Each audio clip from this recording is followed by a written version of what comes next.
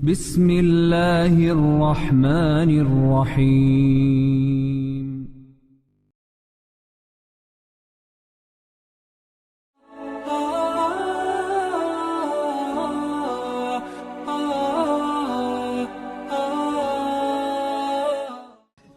Sebagian ulama salaf, diantaranya Sa'id ibn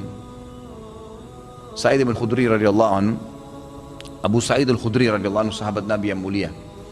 Beliau ini sudah sampai pada tingkat level di mana Ibnu Qayyim mengatakan level orang yang sholat itu ada 5. Level yang pertama, orang yang berdosa dengan sholatnya, kata beliau.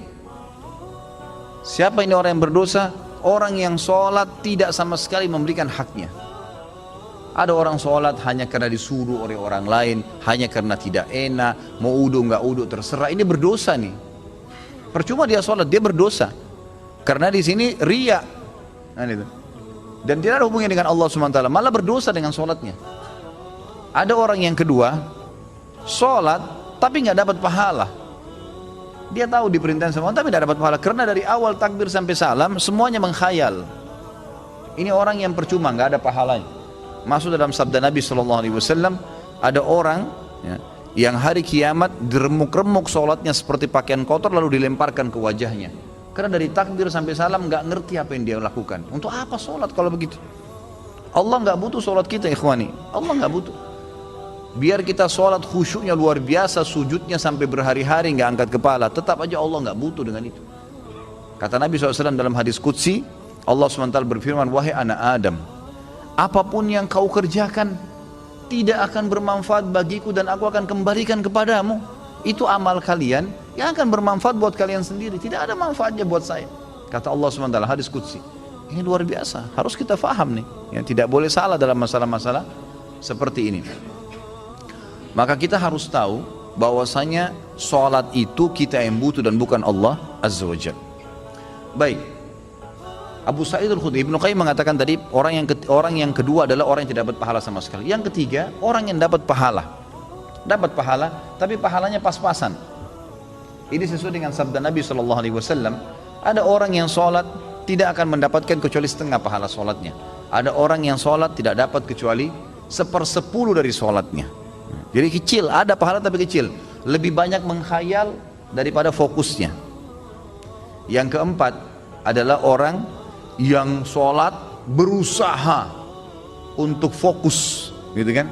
Tetapi terkadang masih menghayal, masih terlintas.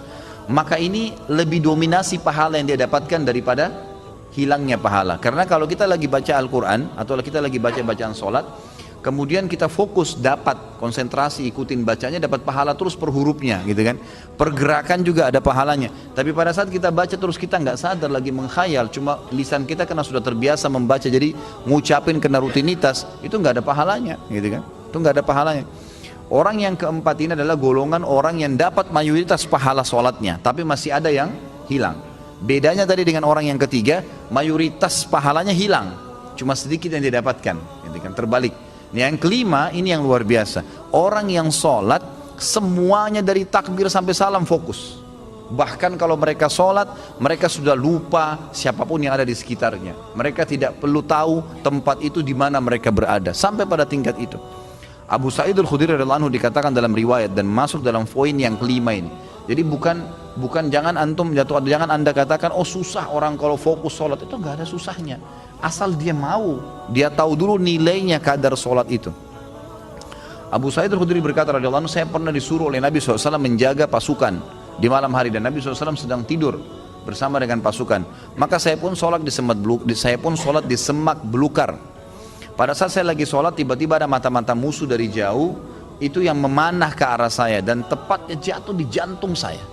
Di tengah-tengah dadanya jatuh di jantungnya. Dia bilang lalu keluar darah.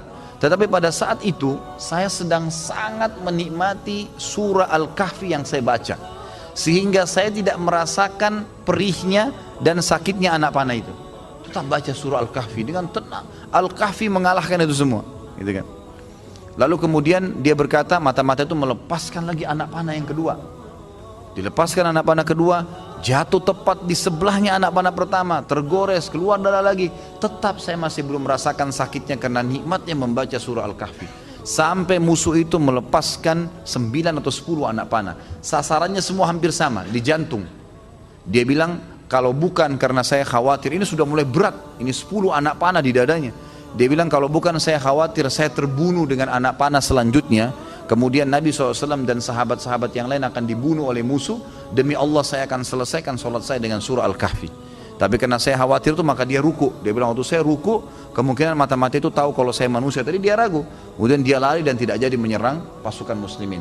Tapi saksi bahasan kita bukan masalah perangnya, bagaimana Abu Sa'id Al-Khudri bisa fokus sampai tidak merasakan sakitnya anak panah.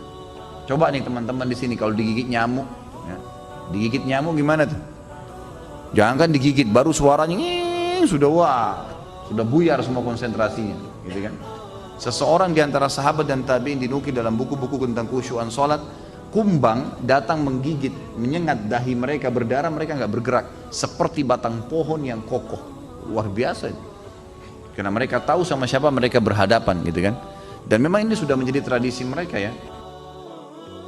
Bagaimana jikalau kita sholat tapi memikirkan level-level sholat seperti yang Pak Ustadz rincikan dengan pembahasan barusan, apa tetap dapat pahala? Level-level sholat apanya mesti dibayangkan? Enggak, fokus bacaan saja, enggak usah bayangkan yang lain. Alhamdulillahirrahmanirrahim, fokus ucapan diucapkan, telinga kita mendengar, mata kita dibuka lihat tempat sujud. Udah, renungi maknanya. Kalau enggak ngerti maknanya, maka kita ikutin bacaannya. Alhamdulillahirrahmanirrahim, kita dengar dengan kuping kita, gitu kan? Ar-Rahmanir-Rahim kita dengar. Masa kalau dengar musik bisa konsentrasi, dengar Quran tidak bisa, gitu ya? Jadi gitu, seperti itulah. Jadi nggak usah bayangin apa-apa. Nggak usah bayangin apa-apa. Tadi ada yang bayangin kambing sama ayam apa segala, nggak perlu gitu. Apakah level-level tipe sholat tersebut berkorelasi dengan level-level dosa yang telah kita lakukan? Dalam artian level 5 itu dosanya sedikit. Iya tentu saja. Karena itu memang ada hadis Nabi SAW. Ya. Jadi dosa itu bisa menghambat rezeki dan bisa menghilangkan atau mengurangi konsentrasi kepada Allah SWT. Malasnya kita ibadah justru karena adanya dosa. Salah satunya. Maka coba perbanyak istighfar. Saya punya pengalaman pribadi, pernah saya belajar waktu saya masih SMA kelas 3 di kota Madinah pada waktu itu tahun 1993. Kemudian saya di masjid kampus lagi menghafal materi balaghah. Memang agak sulit waktu itu materinya. Saya coba hafal nggak bisa, lupa terus. Saya juga kalau sholat, gitu kan, sering kadang-kadang tidak konsentrasi, lebih banyak menghayalnya. Subhanallah, ada teman dekat saya, Dr. Muhammad namanya, sekarang baru selesaikan S3-nya doktornya.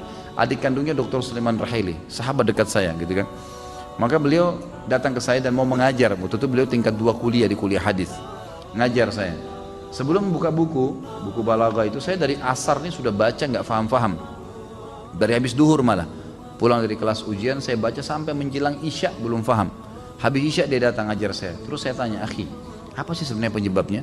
Saya kalau sholat nggak konsentrasi, baca buku nggak bisa hafal-hafal. Dia ucapin kalimat subhanallah menyentuh saya. Dia bilang, mungkin kamu masih punya dosa. Padahal waktu itu saya masih kelas 3 SMA. Dan ini teman-teman perlu tahu ya, saya SMA-nya itu di Madinah. Di Madinah itu nggak ada bioskop, nggak ada karaoke, perempuan semua bercadar, pakai jilbab. Hiburan kami itu dulu kampus, Masjid Nabawi, gitu kan. Kalaupun kita masuk ke mall, ke pasar-pasar, nggak ada musik, beli kebutuhan, kemudian pulang ke kampus. Nggak ada celah yang kita katakan ada dosa kayak di Indonesia. Orang yang masya Allah SMA-nya di sini luar biasa kemana-mana. Tapi itu saja masih cukup membuat saya tidak bisa khusyuk gitu. Lalu dia bilang, coba akhi, ente istighfar kepada Allah SWT, kemudian coba sholat. Ya, dengan mungkin tujuan dia waktu itu mengajak untuk sholat taubat ya. Ada hadis Nabi SAW riwayat Abu Daud dengan sanad hasan. Tidak ada seorang hamba yang berbuat dosa, kemudian dia berwudu, lalu dia sholat 2 rakaat, lalu dia beristighfar kecuali Allah ampuni dosanya. Maka saya astaghfirullah wa atubu ilaih, saya berdiri, saya sholat. Waktu itu 2 rakaat menghadap kiblat, subhanallah. Begitu saya salam, ini pengalaman pribadi. Begitu saya salam, saya belajar dengan dia setengah jam, buku itu saya fahami.